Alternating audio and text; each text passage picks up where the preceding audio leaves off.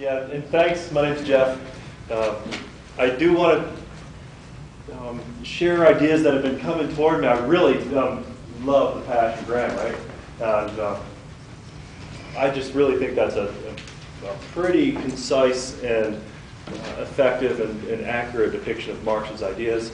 And I do recall when I had that kind of passion and that kind of commitment to such ideals.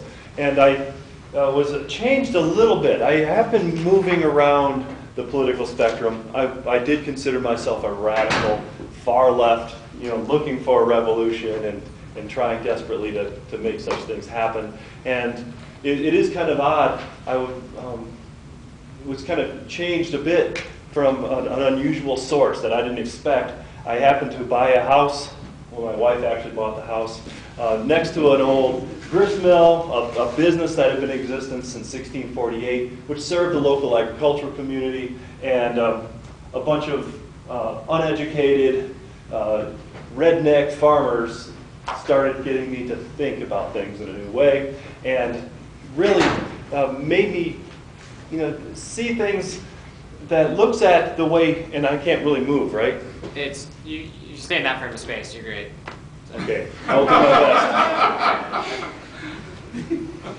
There's, these extreme positions, and you really, Marx had to be rather simple. And I don't want to impugn anything that you said because there is much truth in this Marxian perspective. Marx had many insights that were extremely valuable, and many people were critiquing the system as Marx was at the time, but really he was able to capture a simple formula that made sense, that therefore lasted because it really was articulate and not real complicated.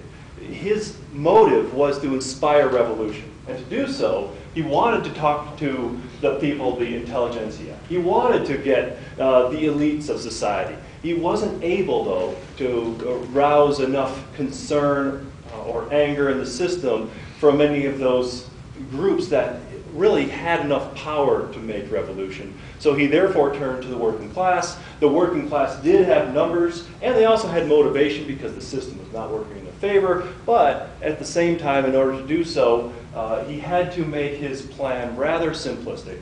And the thing about Marxian critique and the alternative, the capitalist rampage that's now trying to destroy our world, those extremes are powerful because they have a very clear and concise message. And I would like to argue that somewhere in between those extremes is probably more accurate if we're really going to find a solution to the problems that we find inherent in what we have right now as a capitalist system.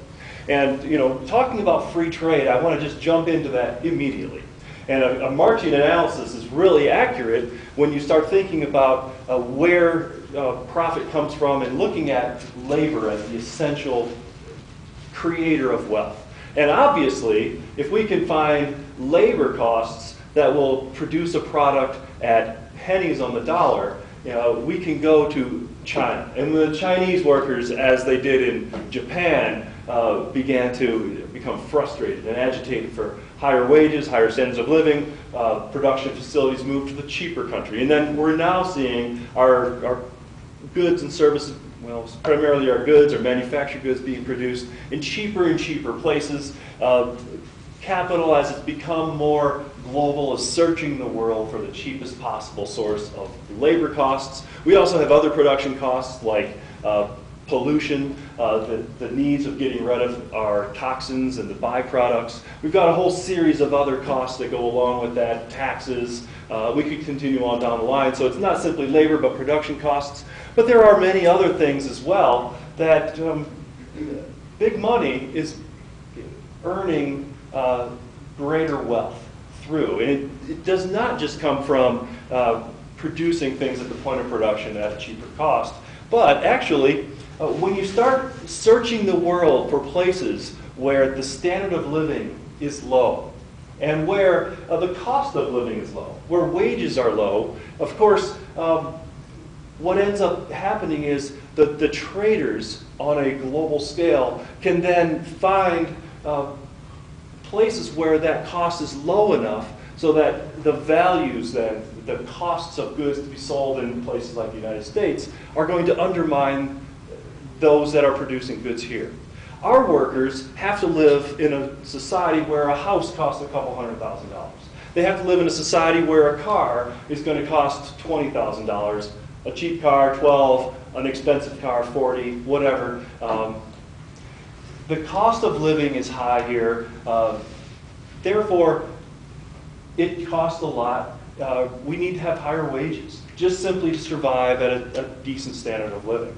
So it is to the producers' advantage, not just the industrialists, but those large investment bankers, to find places where they can manipulate currencies. So where they can manipulate the differential between the cost of living, wages, and things like that. So we're being manipulated. We're being played off of each other. But there are other things as well. The values of currencies float up and down on a global market, and therefore the global traders are able to manipulate currency prices. The large money makers in this country and in the world, let's just say, actually, make more money off of manipulating currency than they do actually by producing goods at a cheaper price through labor at a low cost. We've got these, we can see it right now after this enormous bank bailout, now that the Fed has lowered their interest rates down to zero practically, that now those big investment banks are able to borrow money at zero interest, and then they can use that money at playing it off, buying currencies in other countries, and they're actually able to, through their connections and ownerships with other industries, able to manipulate economies so that currencies will rise and fall, and money is simply manufactured like magic. That's really where we're coming from in this economy. When you think about where wealth is generated, is really the basis of this. And this whole notion of free trade really grew out of looking at production costs, looking at lower wages and things, but that's just the surface. If we get to this point where the owners of the means of production, the owners of industries, and of course, the bankers who actually are in the business of selling money and making money off of money, we're creating wealth. They're creating wealth. We're actually paying the interest on that wealth. What they're able to do then is they're able to actually manipulate